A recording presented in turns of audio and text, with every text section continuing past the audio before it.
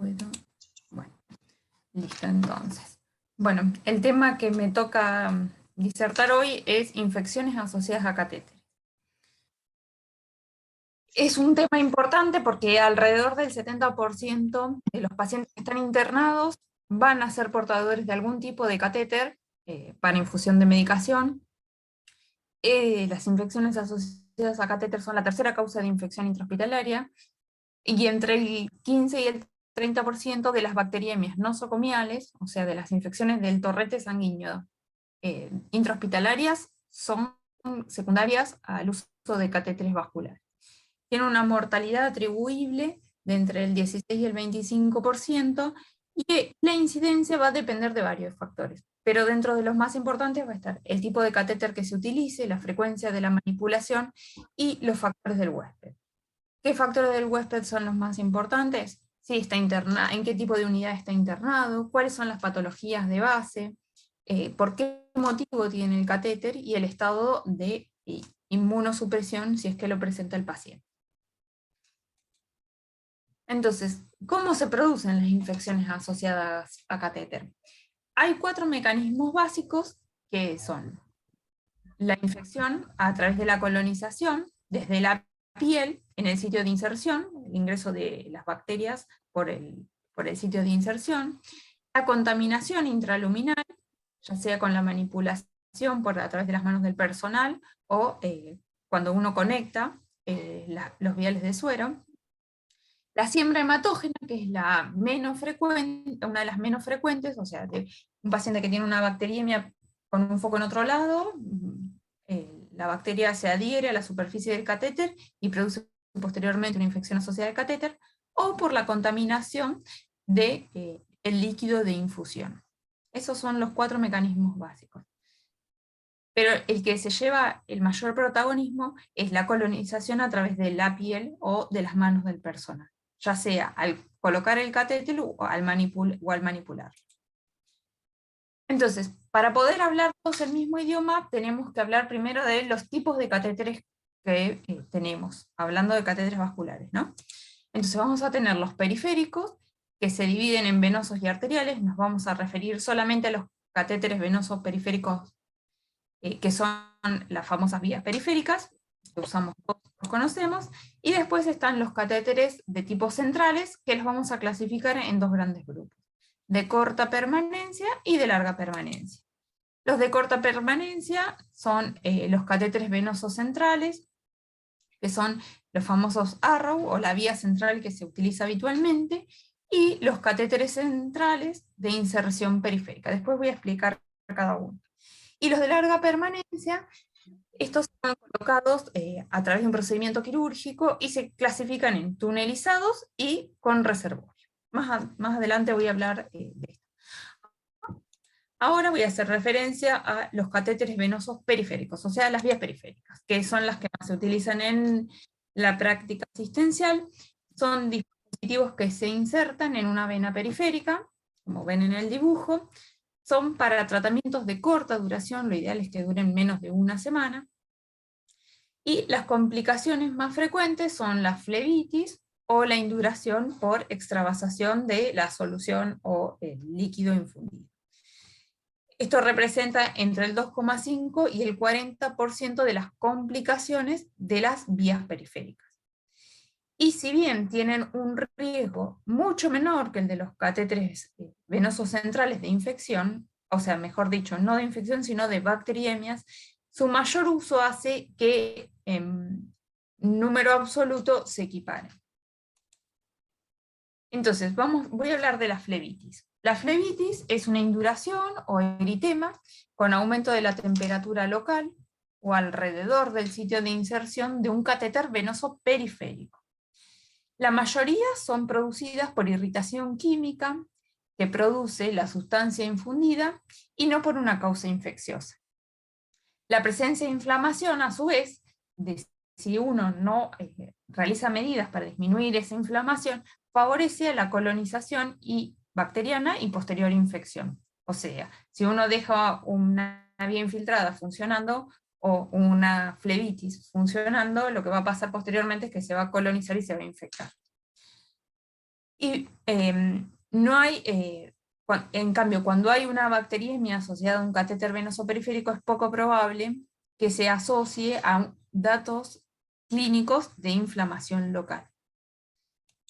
Entonces vamos a tener que los factores de riesgo para que se produzcan una flebitis, que es esta induración, que puntualmente no tiene que ser siempre infecciosa, de hecho la mayoría de las veces no lo es, son una duración prolongada del catéter, a mayor duración mayor riesgo. El riesgo comienza a partir del segundo día, cuando se utilizan catéteres cortos y de mayor calibre, que son los que se usan generalmente en las urgencias para hidratar rápidamente al paciente, cuando son en mujeres porque tienen mayor fragilidad de las venas, cuando se colocan las vías periféricas en el pliegue del codo o en los miembros inferiores, cuando son colocados en situación de urgencia y cuando se infunden algunos fármacos que pueden producir irritación. Los más comunes, aunque ya todos conocen, son las cargas de potasio, que son altamente irritativas para las venas, las quimioterapias, que idealmente no deberían infundirse por vías periféricas, pero bueno, a veces no hay otra opción. Incluso algunos antibióticos pueden producir también irritación de las venas, con la posterior flebitis. Entonces, ¿cómo podemos hacer para prevenir? Porque estamos hablando de un proceso que yo tengo que hacer el diagnóstico para evitar que se inflame y que posteriormente se pueda infectar. Y en caso de que haya signos de infección, tengo que actuar. Entonces las medidas para prevenir son bastante básicas, que son valorar siempre si el paciente tiene la necesidad de tener una vía colocada, o de colocarse. Muchas veces el paciente se interna y ya solo por el hecho de internarse se le coloca una vía por las dudas. Bueno, eso tenemos que replanteárnoslo. No podemos, todo paciente internado tiene que tener una vía. Retirarla cuando clínicamente ya no la utiliza. El paciente está para estudio, no se le va a hacer ningún estudio que necesite vía, no está recibiendo ninguna medicación, retiro la vía periférica. Tratar de usar siempre los catéteres en miembros superiores, evitar siempre los que están colocados en miembros inferiores, porque son muy sucias las vías esas, y salvo que sea una urgencia, que después se pueda recambiar, no se aconseja usar los miembros inferiores en los adultos. Se debe usar, para la colocación se debe hacer antisepsia de la piel, tanto en la colocación como con la manipulación. O sea, cada vez que yo voy a infundir algo en bolo o conectar una guía de suero nueva, debo limpiar los conectores. Cuando uno lo está colocando, debe desinfectar la piel y no tocarla de nuevo. Siempre usar guantes limpios, no es necesario que se usen guantes estériles. Y esto es algo muy importante, porque van a ver que muchas veces, por una sensación de que se siente mejor la vena, muchos personales de salud no utilizan los guantes. Y es un riesgo no solo para el paciente, sino también para el personal, porque si tiene un accidente cortopunzante, cambia la categoría de riesgo de moderado a grave para las profilaxis. Evaluar diariamente el sitio de inserción para ver que no haya irritación, que no haya dolor, y extraer inmediatamente el catéter si hay signos de flebitis, hay sospecha de infección o mal funcionamiento. Si no tiene retorno o si hay inflamación alrededor de la inserción del catéter, hay que recambiarlo. Y no es necesario el reemplazo rutinario de las vías periféricas dentro de las 72-92 horas. Sí se podría plantear, aunque no hay estudios que lo valen, el recambio cuando la vía tiene más de 5 días. ¿Sí? Eso es lo que tengo para decir, que me pareció interesante porque son las vías que más usamos y las que muchas veces descuidamos, porque las consideramos no complicadas, digamos. Pero bueno, tienen un riesgo de infección por la gran cantidad de uso importante. Y ahora voy a hablar de, en realidad, el tema central de lo que es la charla de hoy, que son los catéteres venosos centrales. Para volver a la clasificación, decíamos que tenemos los catéteres venosos centrales de corta permanencia y de larga permanencia. Voy a describir cada uno, Los de corta permanencia son los que se colocan en la cabecera del paciente, no necesitan un ámbito cirujano, como ya lo saben, y los de larga permanencia se hacen a través de procedimientos quirúrgicos. El catéter venoso central de inserción periférica es un catéter que se coloca en una vía periférica que es largo, se usa generalmente la vena basílica o la cefálica, y llega hasta la vena cava superior, ¿sí?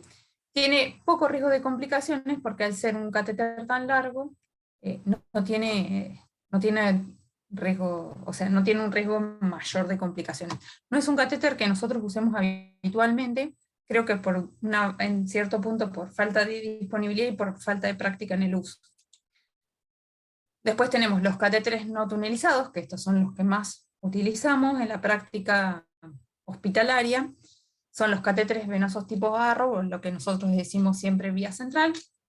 Se colocan por vía percutánea en la vena subclavia, en la yugular o en las femorales. Pueden tener 1, 2 o 3 luces. La duración no debe ser mayor a 6 semanas de la permanencia, aunque si está muy bien cuidado podría durar un poco más. Y son los causantes del 90% de las bacteriemias asociadas a catéteres venosos centrales, vasculares, ¿no? Después tenemos los catéteres tunelizados. Estos tampoco los vemos muy frecuentemente. Son catéteres que se insertan a través de un procedimiento quirúrgico. Se coloca el catéter, tiene un sitio de inserción, ven que son bien largos, tiene un trayecto que va a través del tejido celular subcutáneo, entra a la vena subclavia y luego va a la vena cava. Este túnel que tiene, lo que hace es que una vez que se fibrosa, genera como una impermeabilidad al paso de bacterias. Entonces tienen bajo riesgo de infección. Y sirven para tratamientos prolongados y también pueden tener más de una luz.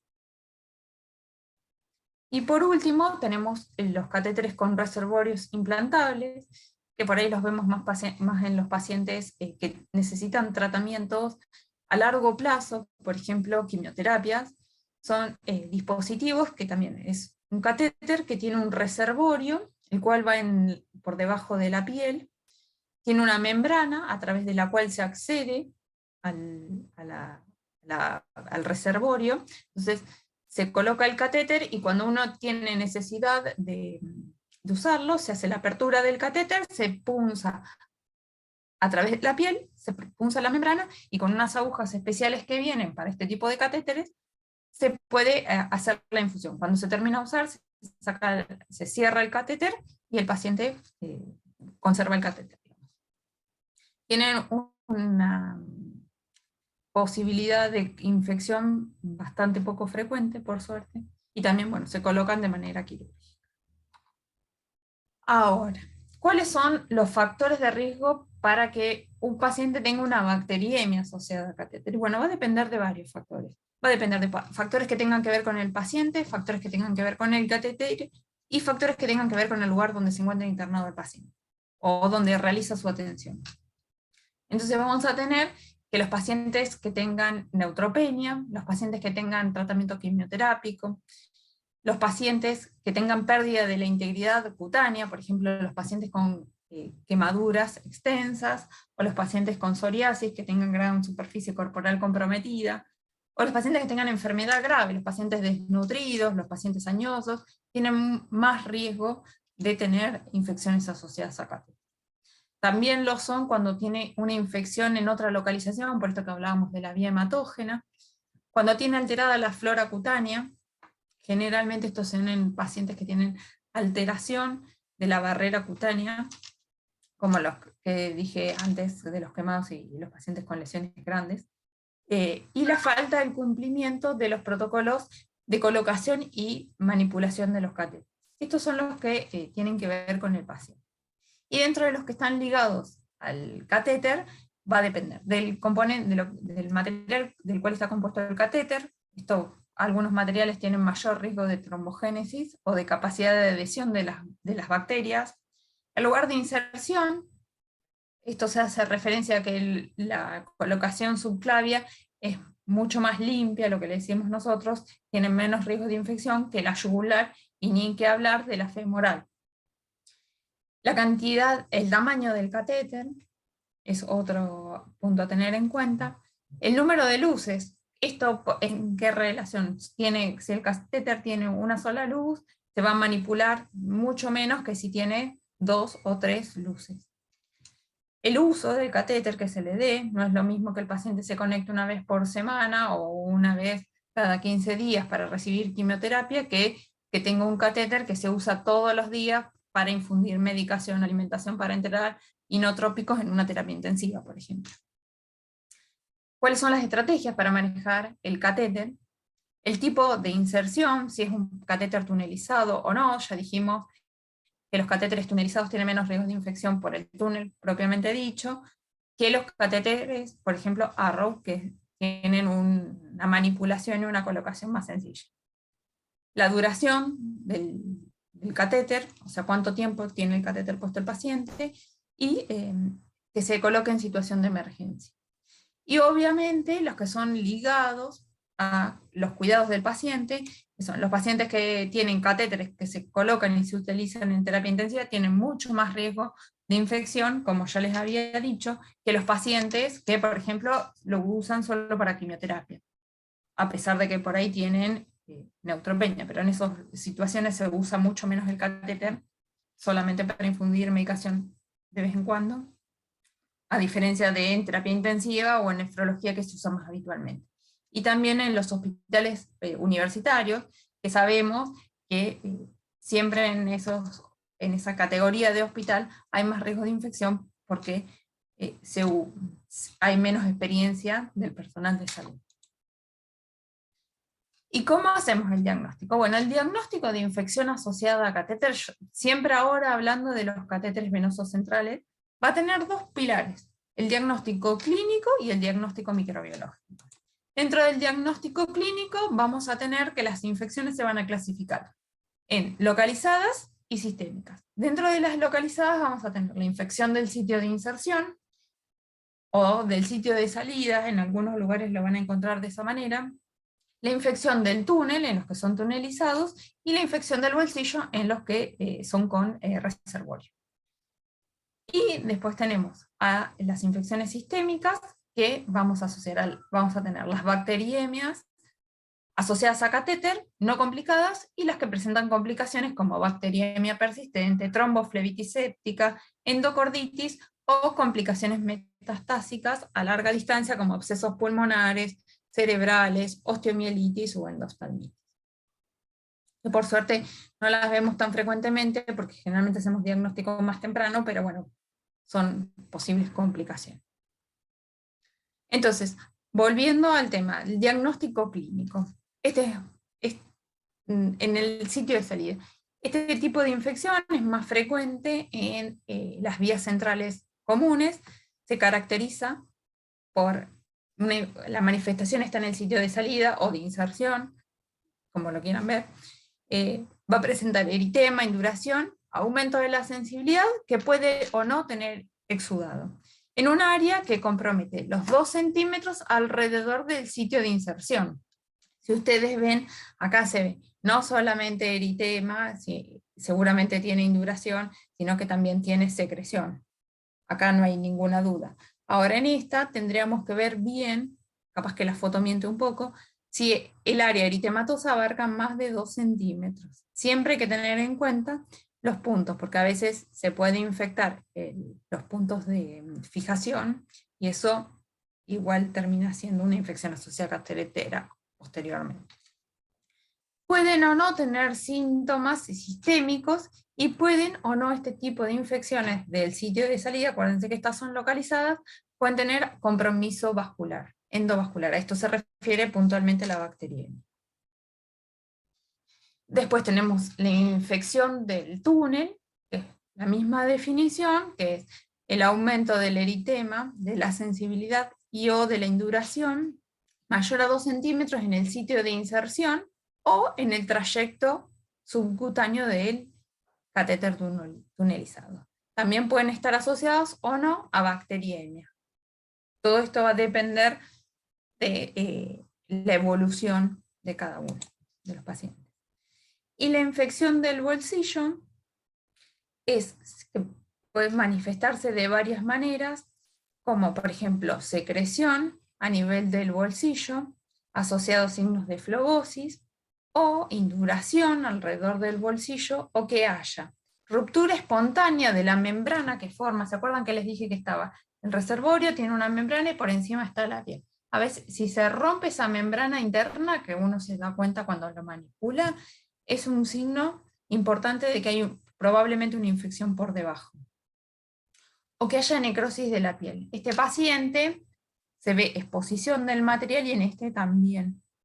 Esta necrosis habla de que abajo hay un proceso. Y si no lo había, fue por otra causa, por ejemplo, un problema en la colocación o sufrimiento de la piel, al tener expuesto el catéter ya es un indicio de que eso ya está colonizado y seguramente se va a infectar.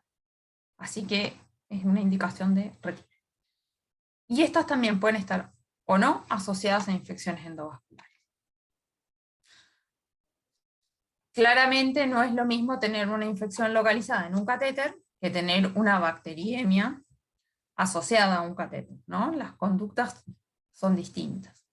¿Y qué es una bacteriemia asociada a un catéter? Que es una infección ya endovascular, ya estamos hablando de una entidad un poco más importante, más grave. Cuando se diagnostica cuando tenemos una bacteriemia o una fungemia en un paciente que tiene un dispositivo vascular que además tiene hemocultivos positivos, uno o varios de una vía periférica, con manifestaciones clínicas de que tiene una infección, que puede ser con síntomas locales o sin ellos, pero que además que va a tener fiebre, escalofríos, que puede tener taquicardia, taquipnea, que puede incluso hasta llegar a la hipotensión con sepsis, shock séptico, sin evidencia de otro foco infeccioso, pero que además de tener unos hemocultivos periféricos positivos, va a tener, y esto lo voy a especificar un poco más adelante, cultivos positivos de la punta del catéter o cultivos de retrocultivos positivos con un tiempo a favor del cultivo, del retrocultivo, a favor del catéter. O en cultivos cuantitativos que se hacen tras catéter, a través del catéter y de sangre periférica, o sea, de una vena periférica, con un recuento mayor a favor del transcatéter de 3/1. Ahora explico un poco más todo esto. Entonces, esta ya es una situación un poco más grave que requiere generalmente conductas más drásticas. Bueno, y